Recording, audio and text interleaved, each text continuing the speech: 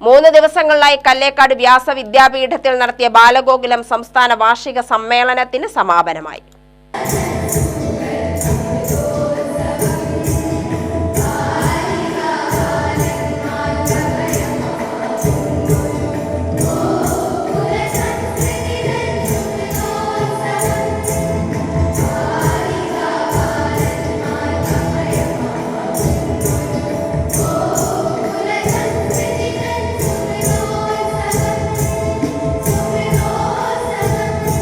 Goa governor advocate P. S. Sreedharan Pillai ഓൺലൈനായി ഉദ്ഘാടനം ചെയ്തു.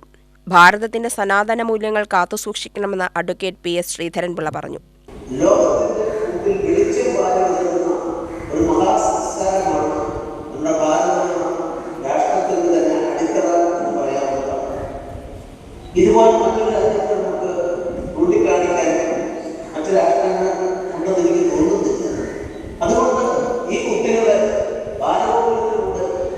ഈ നാടിന്റെ കൈതവും സംസ്കാരവും ഹിന്ദുത്വവും ഹിന്ദുത്വത്തിലൂടെ ദേശീയതയും അത് ഉയർത്തിക്കാട്ടി അതിന്റെ നേർവഴിയിലൂടെ നമ്മുടെ പുതിയ തലമുറയെ പ്രത്യേകിച്ച് കുട്ടികളെ വാർത്തെടുത്തുകൊണ്ടുപോകാനുള്ള ഒരു ശ്രമമാണ്.